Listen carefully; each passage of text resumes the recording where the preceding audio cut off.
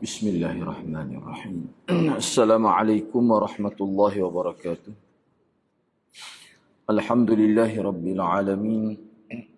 Wassalatu wassalamu ala ashrafil anbiya'i wal mursalin.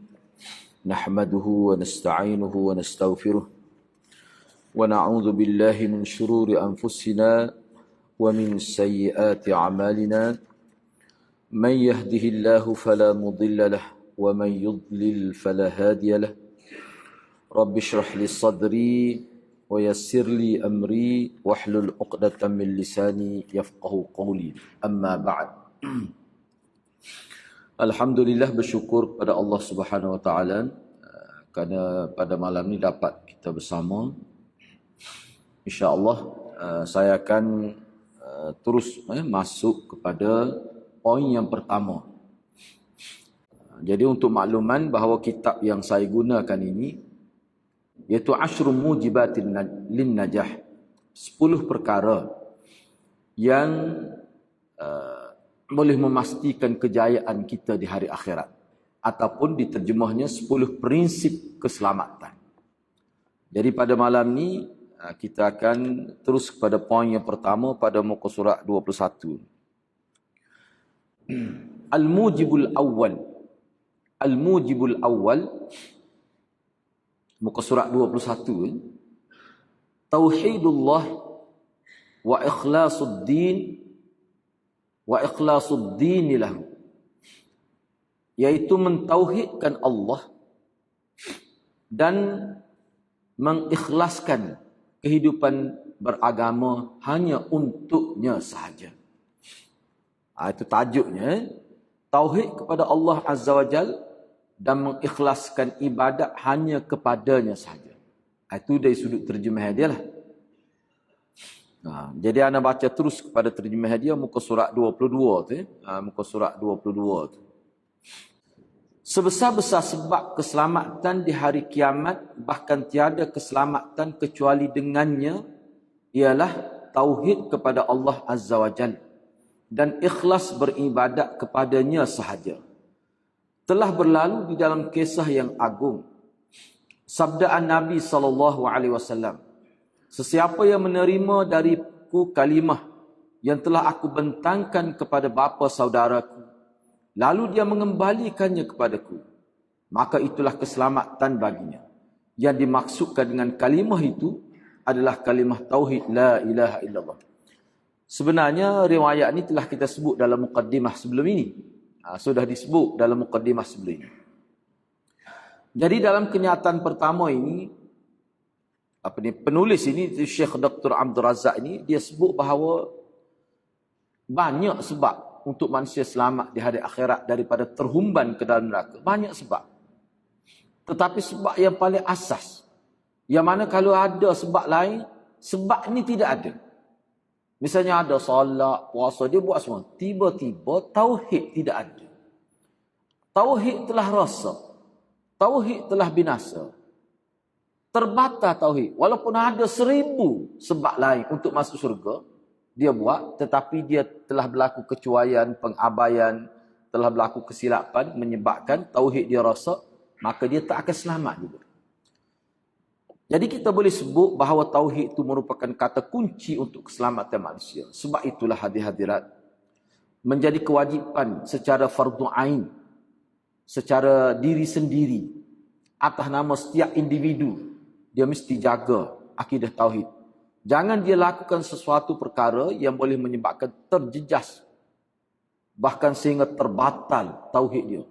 Kalau berlaku begitu, maka hilang semua pahala, hilang semua kebaikan. Dan ini suatu perkara yang sangat membahayakan. Jadi dalam kenyataan ini disebutkan bahawa pernah Nabi SAW mempersembahkan perkara ini kepada bapa saudara dia yang bernama Abu Talib itu. Saya sebut dah dalam siri pertama sebelum ini. Nabi kata, ya ammi qul la ilaha illallah. Wahai pakcik katalah la ilaha illallah sekali pun tak apa dah. Uhajjulaka indallah. Saya akan berhujah bela pakcik. Saya akan berhujah untuk membela pakcik di hadapan Allah. Tapi pakcik dia tak mau terima. Itu maksud faraddaha.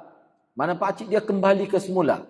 Kalimah yang dia minta pakcik dia sebut itu, iaitu kalimah tauhid. Pakcik dia tak mau mengucap. Bukanlah yang dimaksudkan ialah manusia melafazkannya lalu memadai setakat itu sahaja. Tetapi yang dimaksudkan ialah memantapkan apa yang ditunjukkan kepadanya. Terdiri daripada keikhlasan beribadat kepada Allah Ta'ala dan mengesahkannya dalam ibadat. Maksudnya begini ya. Ini saya nak sebut ni untuk memudahkan lagi. Bukan bermaksud kita sebut lafaz tauhid, kalimat tauhid la ilaha illallah itu hanya pada lidah. Bila sebut asyhadu an la ilaha illallah wa asyhadu anna Muhammadan abduhu wa rasuluh, maka selesailah, confirm masuk syurga. Bukti tidak semudah itu. Yang dimaksudkan tahqiqut tauhid, yang dimaksudkan kita pastikan tauhid itu benar-benar sempurna, dia bermula pada penerimaan dalam hati, kita lafaz pada lidah dan kita kena buat apa yang Allah perintahkan. Di situlah maksudnya ikhlas. Beribadat kepada Allah dengan ikhlas. Sebab itulah boleh kita terjemah wa ikhlasuddin lahu. Wa ikhlasuddin lahu, dan ikhlas hidup beragama untuk Allah. Itu yang dimaksudkan di sini. Tak mungkinlah seseorang itu akan selamat semata-mata mengucap 2 kalimah syahadat, terselamat daripada neraka, sedangkan solat tidak, puasa tidak. Apa saja yang Allah perintahkan dia tak buat. Kita tak berani nak kata selamat. Kerana apa? Setengah-setengah ulama menyebutkan bahawa bila seseorang itu sudah terima Allah sebagai Tuhan dan dia sudah lafazkan kalimat tauhid, maka di situ ada pula istilah yang disebut sebagai iqtida' tauhid itu. Iqtida' ni maknanya tuntutan tauhid. Dia mesti ada. Maka tauhid itu adalah matlamat yang Allah Ta'ala ciptakan manusia kerananya dan mengadakan mereka untuk memantapkannya. Sebagaimana Allah Ta'ala berfirman, dan aku tidak mencipta wa ma khalaqtul jinna wal ins illa liya'budun. Tidaklah aku menciptakan jin dan manusia kecuali supaya mereka mengabdikan diri kepadaku. Saya sebut dalam perjumpaan pertama sebelum ni, buku ni lah dah siri pertama. Tarikh ibadat yang paling mantap adalah kita lakukan sesuatu yang Allah redha. Dia merangkumi ibadat khusus dan juga ibadat yang wajib. Jadi maknanya orang yang muwahhid, orang yang betul-betul jaga tauhid, setiap kali dia nak buat sesuatu dia fikir Allah redha ke tidak. Gak nak dapat redha Allah ni dia mesti ikut Nabi. In kuntum tuhibbunallah fattabi'uni yuhibbukumullah. Kalau kamu nak dapat mahabbatullah, nak dapat redha Allah, tak ada cara yang lain kecuali ittabi'uni fattabi'uni. Kamu kena ikut perintahku, kena ikut sunnahku. Itu yang dipertegaskan oleh Allah Subhanahu wa taala. Baik, seterusnya kita pergi pada seterusnya. Begitu juga Allah berfirman, wa qada rabbuka alla ta'budu illa iyyah. Dan Tuhan engkau telah memerintahkan agar engkau jangan menyembah melainkan Dia sahaja. Dan firman Allah lagi, wa ma umiru illa liya'budullaha mukhlishina lahud-din hunafa. Padahal mereka hanya diperintahkan supaya menyembah Allah dengan ikhlas, mentaatinya semata-mata kerana menjalankan agama. Jadi kalau kita perhatikan beberapa contoh ayat ini, jelas menunjukkan bahawa hidup beragama ni kerana Allah. Saya nak sebut begini ya, supaya lebih mudah difahami. Kalau orang tanya kita lah, bagaimana Ustaz kita nak hidup ikhlas kepada Allah? Kita nak jawab dalam bahasa yang mudah macam mana? Bagaimana Ustaz kita nak ikhlas kepada Allah? Sebab kita ni kukuk mana pun ada ketikanya buat ni kerana orang tu, kerana orang ni ada. Di situlah yang ulama sebut bahawa dia panggil istilah apa tu? Tahqiq. Tahqiq tauhid tu salah satunya adalah dengan perbetulkan niat. Jadi kita tidak nafikan bahawa bukan mudah untuk semua perkara kita buat kerana Allah. Kita tidak nafikan. Tidak mudah. Bahkan mempunyai banyak cabaran, ujian dan sebagainya. Dan kerana itulah, iman manusia berbeza-beza. Kalau sahabat Nabi, kalau buat sesuatu, tak ada kerana lain. Kerana Allah. Semua perkara kerana Allah. Buat baik pada isteri pun kerana Allah. Buat baik pada ibu bapa pun semua kerana Allah. Kalau semata-mata buat baik pada isteri, orang kafir pun buat. Semata-mata buat baik pada ibu bapa, orang kafir pun buat. Jadi kita nak upgrade perbuatan baik yang sudah sedia ada dalam diri manusia, tak kira Muslim ataupun non-Muslim, kita angkat dengan kita letak dulu. Kerana Allah. Itu maksudnya. Buat sesuatu kerana Allah. Jadi kerana Allah tu bagaimana Islam mendidik kita supaya bila kita buat sesuatu kerana Allah, dia latih kita supaya sebut nama Allah. Sebut nama Allah. Nak buat sesuatu, sebut nama Allah. Apa dia? Bismillahirrahmanirrahim. Kullu mri'in dhibalin lam yubda' bi bismillah faqta fajza' atau kama qala Nabi sallallahu. Setiap sesuatu yang penting, yang berpahala, yang ada nilai dalam agama, supaya dia tidak terputus, supaya dia sentiasa ada berkat, supaya dia diberi nilai oleh Allah. Sebelum kita buat tu kita kata, tak bunyi di mulut tak apa, orang tak dengar tak apa, bismillah. Ataupun niat. Tujuan nak seperti niat. Bismillah tu merupakan satu latihan secara lafzi supaya hati kita terdidik dengan ikhlas. Tu cara dia. Tak ingat hal lain pun tak apa. Tak ingat doa lain pun tak apa. Agama mudah nak. Sebab tu bagi saya lah. Lepas tu banyak-banyak Nabi ajar tu, kalau kita boleh buat.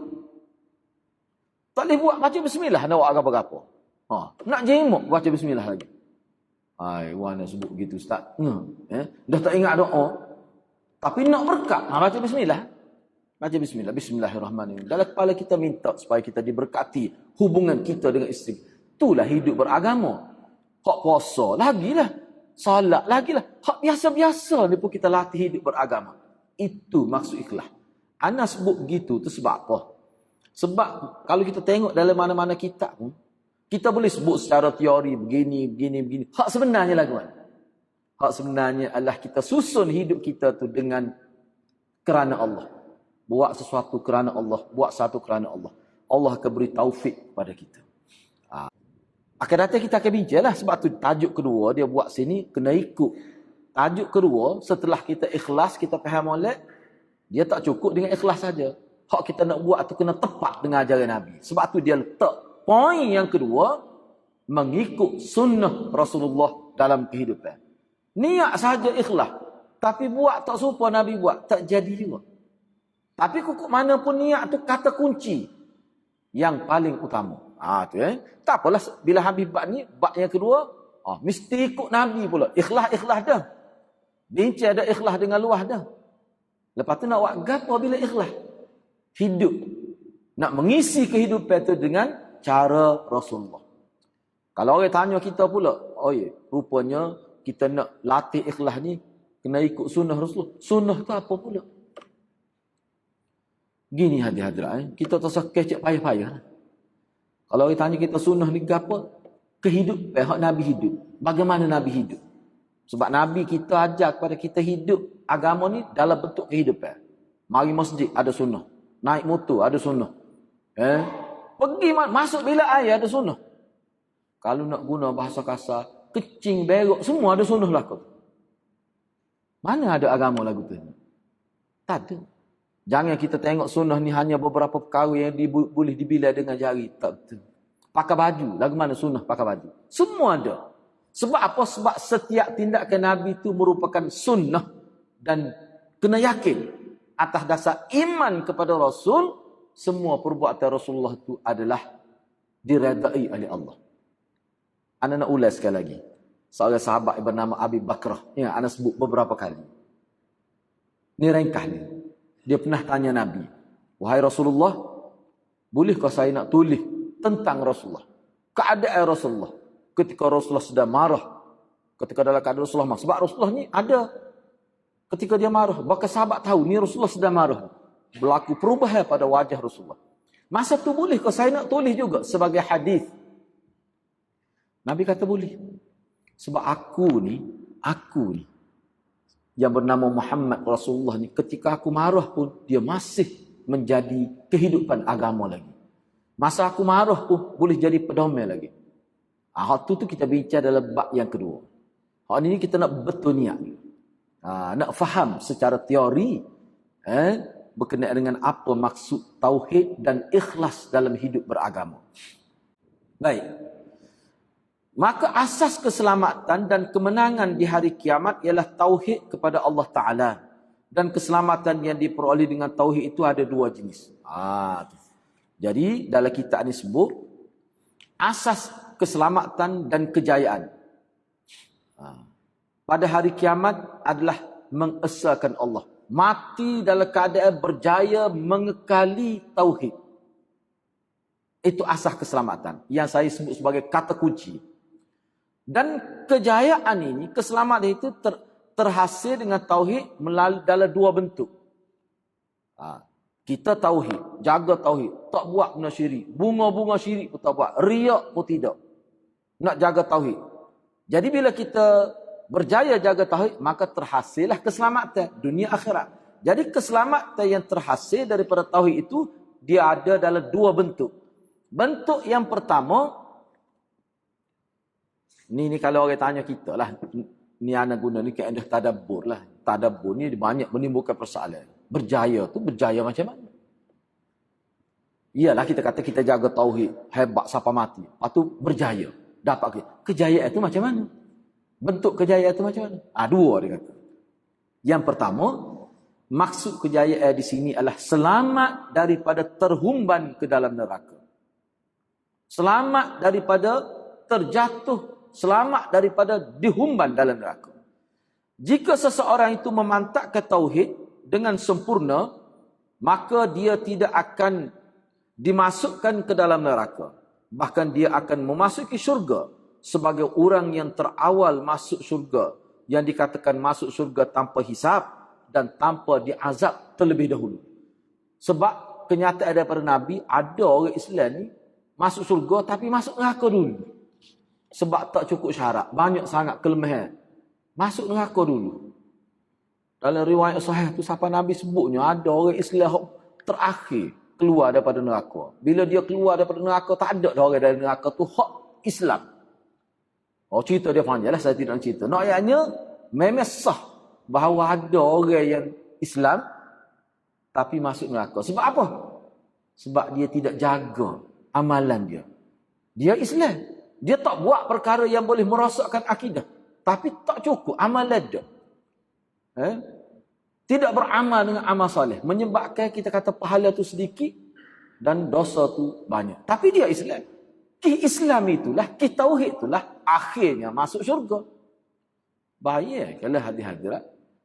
Anda kadang tak ada nak mikir, kita. Kadang kita duduk baca kita nengu suara. Kekal dan ngakon lagu mana gitu. Mikir juga kita pun. Berat ada. Tak ada nak bayar. Masuk neraka tu satu hal, kekal. Sebab itulah setengah-setengah ahli falsafah Islam, dia kata perkara yang menyakitkan di dunia itu semua tu isyarat-isyarat kepada azab neraka. Ada ahli falsafah, contohnya api. Panah, tapi tidaklah. Kalau letak jari sekejap, tak rasa sakit apa pun. Kalau bergerak tangan di atas api pun tak rasa. Tu api dunia. Api itulah juga di hari akhirat digunakan untuk azab, tapi kekuatan dia lain. Kekuatan dia lain. Baiklah kita kata api, kalau kita kata sekadar seperti kekuatan api dunia. Kalau kita tengok berlaku kebakaran, hancur lembu. Orang duduk bakar mayat. Tuan tengok dalam internet ke bakar mayat. Dalam agama lain lah. Tulai apa hancur, jadi debu semuanya. Bila kepanasan itu sampai tahap yang tinggi. Gak neraka ni bukan seperti api dalam dunia ni. Beribu kali ganda.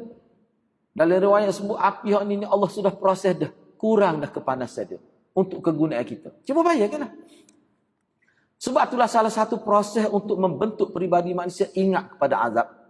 Orang panggil at-tadhkir bi'azabillah. Mentazkirah diri dengan ingat kepada azab Allah. Ataupun bi'ayyamillah, dengan azab yang Allah timpakan.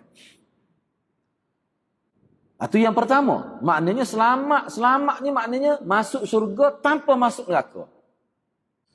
Selamat yang kedua, bentuk selamat yang kedua, bila tauhid tu berjaya dikekalkan, mati dalam keadaan muwahhid, dalam keadaan tauhid, selamat dalam kategori yang kedua, selamat daripada kekal dalam neraka. Hak ana sebut sanilah. Boleh jadi masuk neraka, tapi tak kekal. Sampai satu tahap bila dia selesai menjalani hukumnya dalam neraka, Allah dengan kuasa dia keluarkan orang beriman. Semua itu hadirat kerana ada tauhid ni lah. Kerana ada tauhid. Bahkan orang yang tidak ada tauhid, kita kata kafir dan sebagainya, Allah tak benar kita doa keampunan, kebaikan kepada Allah. Tak benar awal-awal lagi, tak benar. Seperti mana Nabi dilarang oleh Allah dalam Quran sendiri. Jangan dia, tak sepatutnya orang Islam ni doa kebaik keampunan kepada orang kafir hak telah meninggal dunia dalam keadaan kafir. Tak patut. Tak boleh doa pun, tak berguna. Tak ada manfaat doa kebaikan untuk orang yang tauhid dia sudah terbatal. Sebab itulah kena jaga molek hadirat. Jaga molek tauhid ni. Tak usah buatlah benda-benda hak ulama kata ni boleh membawa pada syirik. Tak usah buatlah. Tak usah takwil lah ada ulama kata boleh tak syirik lagi. Benda tu bahaya lah tu. Dia tak sama khilaf bab. Ni ada kelebihan ni tak ada. Ni ada fadilah ni tak ada. Dia tak sama khilaf tu. Khilaf syirik dengan tidak syirik ni khilaf yang kita kena hindarkan. Dia tak serupa dengan khilaf afdaliyah tu. Dia tak sama. Jangan salah faham tu. Baik, selamat dari kekal dalam neraka. Ini bagi sesiapa yang tidak melengkapkan tauhid. Melengkapkan sini makna tidak menyempurnakan tauhid. Dan tidak melengkapkan tauhid dan tidak menyempurnakan tauhid. Ada tauhid, tetapi kecil sangat saiz dia tu. Nipis sangat iman dia tu. Kita belajar dah.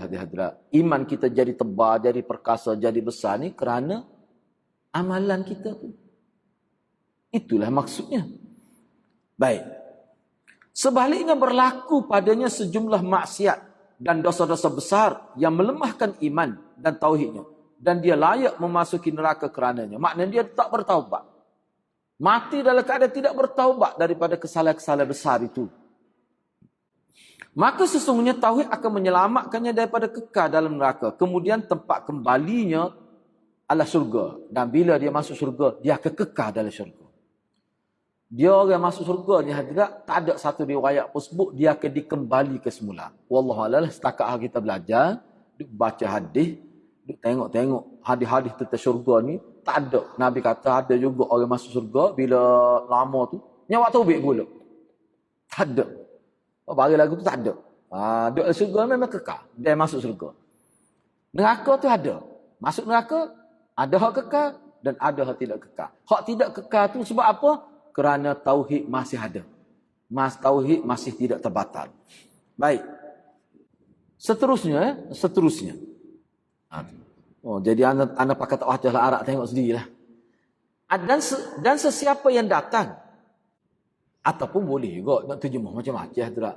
Manakala seseorang yang datang pada hari kiamat tanpa tauhid, maka tiada yang didambakan baginya dalam memperoleh keselamatan itu selama-lamanya. Dan tiada jalan untuk mendapat rahmat dan keampunan. Kalau anak guna bahasa yang lebih mudah, sesiapa yang datang di hari akhirat menghadap Allah dalam keadaan tauhid dia telah rosak, tauhid dia telah musnah, tauhid dia telah terbatal. Kalau terjemah pula, tasah dia temu'ah nak selamatlah. Temu'ah ni agak yang tama' ayat tama'an. Tamak. Ni anak rasa bahasa Arab juga orang Kelantan guna tu. Sebab dia tamak ayat tama'an. Matma' ni dia panggil masdar mimi dia panggil. Matma'. Keinginan yang melonjak itu asal matma'. Matma' ni keinginan yang melonjak itu asal maknanya. Maknanya tak perlulah dia ingin melonjak keinginan dia untuk selamat sampai bila. Tak sahadalah tu. La tu dia pakai kalau dengan bahasa la tu dia panggil la nafi jenis. La nafi jenis ni dia bukan sekadar tidak, tapi dia mesti ada takkid. Fala matma, maka tak ada langsung. Tak boleh langsung, tak akan dapat. Tak usah inginlah, tak akan dapat. Selamat sampai bila. Wala sabila lahu linailir rahmah wal ghufran, dan tidak ada jalan langsung. Langsung tu kita jemah pada la nafi jenis. Dan tidak ada jalan langsung untuk dia mencapai rahmat dan keampunan dari Allah di hari akhirat. Sebab keampunan hanya di dunia. Ataupun sebelum di hari akhirat. Duduk. Kita kata dalam... Kenapa? seseorang yang berada dalam alam barzah masih ada lagi doa untuk dia. Sebabnya manusia tu masih hidup lagi sebahagiannya. Kita ni kalau kita masuk alam kubur di hadrat, masih berguna untuk kita doa orang hidup. Doa orang hidup dengan molek. No. Masih berguna lagi. Orang hidup doa kepada kita, tak kira siapa. Ibu bapa kita, lagi tinggi inilah doa dia. Doa kebaikan, doa ke apa ni. Berguna pada kita, ada kesan. Tapi kalau semua mati dah, tak lihat. Tetapi kalau tauhid tak ada, tak berguna. Tetap tak berguna. Di alam barzah tak berguna. Tak berguna sampai bila-bila. Kalau mati dah ada tauhid. Sebab tu kena jaga molek ni. Kena jaga molek. Baik. Allah Ta'ala berfirman melalui lidah Rasulnya Isa AS. Qala Allah subhanahu wa ta'ala ala lisani rasulihi Isa. Isa tu kalau itu dia panggil badal mutabik tu. Kalau ngaji bahasa Arab dia panggil badal mutabik. Allah Ta'ala berfirman melalui lidah Rasulnya Isa AS. Sesungguhnya sesiapa mempersekutukan Allah, maka sesungguhnya Allah mengharamkan syurga baginya. Dan tempatnya ialah neraka. Suratul Ma'idah ayat 72. Allah mengharamkan syurga. Apa guna nama Nabi Isa tu? Ialah Nabi Isa ni hadirat, kita tahu sejarah dia. Dia ni seorang Nabi mengajarkan tauhid. Itu asal. Mana-mana Nabi pun memang begitu. Tiba-tibanya kata Nabi Isa ni anak Tuhan. Bahkan dia tu adalah satu bahagian daripada Tuhan. Tuhan anak, Tuhan bapa, Tuhan ibu. 3 Tuhan bergabung jadi Tuhan yang kuat. Tu akidah Trinity. Tu tak ada syirik berat benar lah tu. Baik. Tu kalau nak bicara panjang sebab gini. Mempersekutukan Allah ni tidak semesti kita kata dia tu Tuhan. Tak mesti kita kata dia ada juzuk Tuhan pada dia. Tak mesti kita kata ada persamaan dia dengan Tuhan. Kita tak kata tak apa. Tapi bila kita beri sifat Tuhan kepada dia. Kita beri hak Allah kepada manusia. Itu juga termasuk dalam syirik kepada Allah. Jadi kena tahulah hak Allah apa. Hak ni khusus untuk Allah. Jangan ceroboh tu.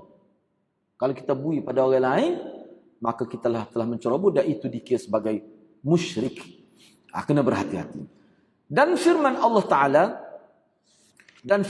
Ta'ala, "Walladzina kafaru lahum naru jahannam la yuqda 'alaihim fayamutu ولا يخفف عنهم من عذابها كذلك نجزي كل كفور وهم يصطرخون فيها ربنا أخرجنا نعمل صالحا غير الذي كنا نعمل أولم نعمركم ما يتذكر فيه من تذكر وجاءكم النذير فذوقوا فما للظالمين من نصير." Surah Fatir. Dan firman Allah Ta'ala, dan orang-orang kafir bagi mereka neraka Jahannam. Dia neraka Jahannam ni ana sebut ni supaya kita terasa, kena terasalah hadirat. Sebab Jahannam ni banyak kali diulang sebut dalam Quran. Kalau mereka ulama yang buat kajian tentang kalimah Quran. Dia kata Jahannam ni diguna pakai dalam Quran untuk merujuk kepada sifat neraka. Ialah ada jumhur ulama kata Jahannam ni nama neraka. Tetapi asal kalimah Jahannam ni dia nama kepada gaung yang sangat dalam.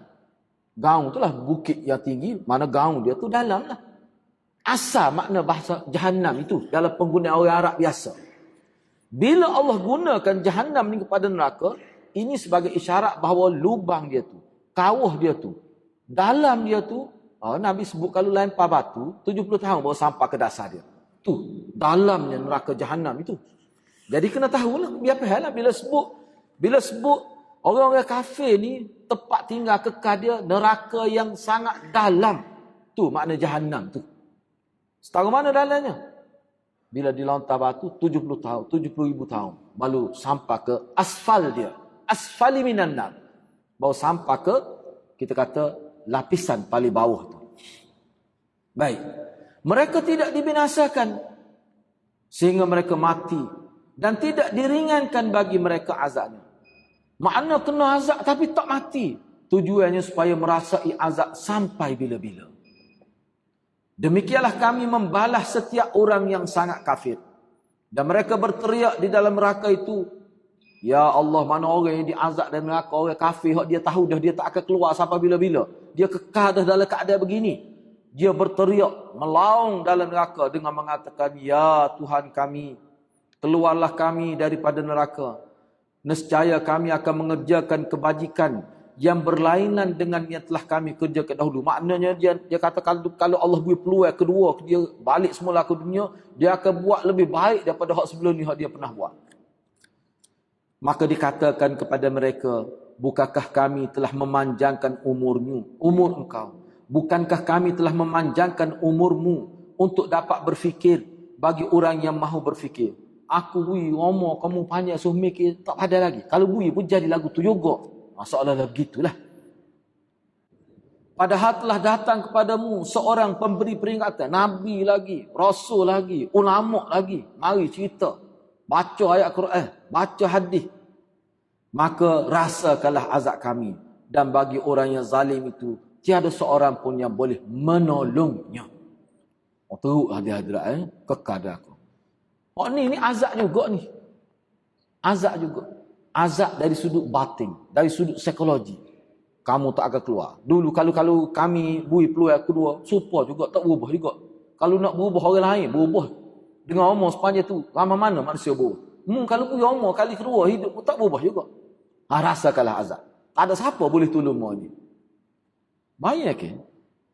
Dengan ayat ini, sebahagian ulama tafsir kata ayat ini sebagai kata pemutus, muqata'ah. Bahawa mereka itu kekal.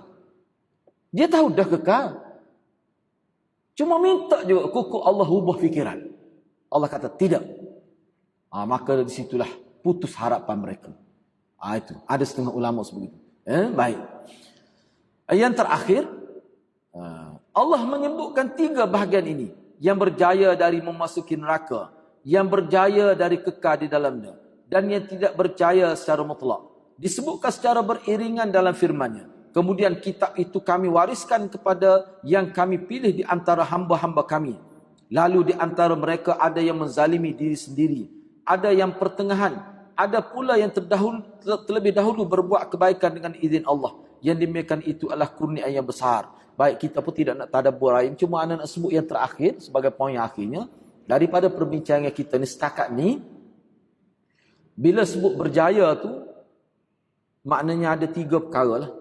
Berjaya, maknanya berjaya maksudnya selamat daripada terhumbai ke dalam neraka. Itu satu. Yang berjaya dari kekal dalam neraka. Boleh jadi masuk neraka, tapi tidak kekal. 2. Selagi orang yang langsung secara mutlak tidak berjaya. Tak berjaya secara mutlak. Ini hak kekal. Langsung tak ada kelebihan, tak ada ruang. Bahkan Allah sebut, hari ini tak ada siapa boleh tolong kamu. Kamu rasalah. Maknanya 3 tu. Selamat daripada neraka, selamat daripada kekal dan neraka, dan ada hak tak selamat langsung. 3 perkara. Semua tu hadirat kerana tauhid belaka tu. Kerana tauhid belaka tu hakikatnya. Jadi untuk seterusnya tu muka surat 27 kita bincang dalam sesi akan datanglah insya-Allah. Jadi kita berhenti setakat itulah. Jadi untuk maklumannya kepada siapa-siapa nak kitab tu, kita ada lagi, boleh ambil lah sebagai teks. Ana pun tak boleh nak sebut sebab ada juga tanya ni. Mana selama mana kita nak baca kitab ni sebab dia tengok mimpi ni. Saya kata insya-Allah mana bila habis juga habislah. Tak boleh nak ayat. Sebab ana bila ana baca ni dia gini sebenarnya Syekh Abdul Razak ni, Dr. Abdul Razak ni hak ni dia buat ni ana dah tengok dia tidak banyak huraian, dia bersifat matan saja. Jadi ana hurai sikit-sikit tu supaya kita lebih pemahaman kita lebih lah. Jadi kalau ada kitab tu lagi baiklah. Kitab tu boleh dapatlah. Mana kalau minggu depan pun kita akan sediakan lagi kitab tu mudah-mudahan Allah berkati kita semua. Jadi kita berhenti pada muka surat 26.